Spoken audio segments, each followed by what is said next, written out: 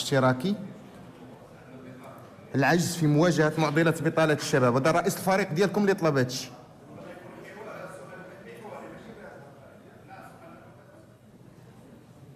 تفضل السيد النائب. دابا سؤال واحد ما كاينش. شكرا السيد الرئيس. السيد رئيس الحكومة المحترم، ما هي آثار سياسة الحكومة في مجال الاستثمار على مستوى التشغيل؟ وشكرا. بداو تتفقوا. تفضل اسمح لي السيد النائب. عاود. تفضل.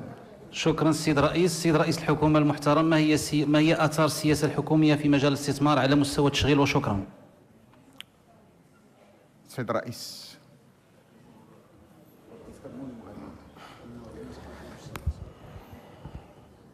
اش غدير السي الوفا؟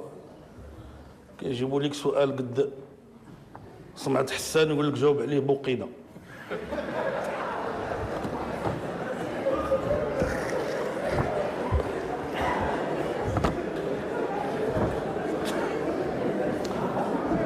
لقد خصصت الحكومة خلال السنوات الأخيرة غلافا غير مسبوق للاستثمار رغم صعوبة الظرفية الاقتصادية والمالية. ناهز سنويا 180 إلى 189 مليار درهم ما بين 2013 و 2015.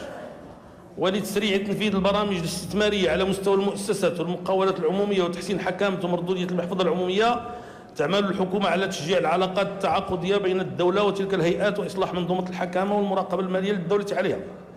غير أن دابا سؤال واحد ما كاينش. شكرا السيد الرئيس. السيد رئيس الحكومة المحترم، ما هي آثار سياسة الحكومة في مجال الاستثمار على مستوى التشغيل؟ وشكرا. بداو تتفقوا.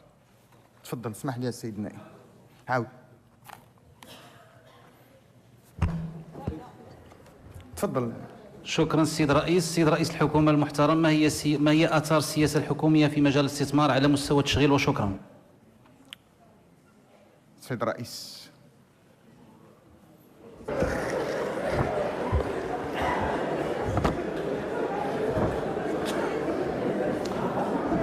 لقد خصصت الحكومة خلال السنوات الأخيرة غلافا غير مسبوق للاستثمار رغم صعوبة الظرفية الاقتصادية والمالية.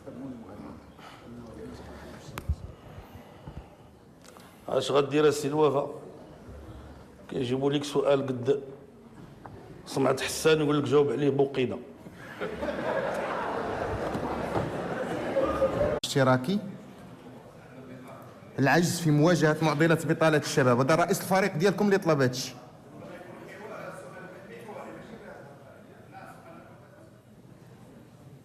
تفضل السيد النائب.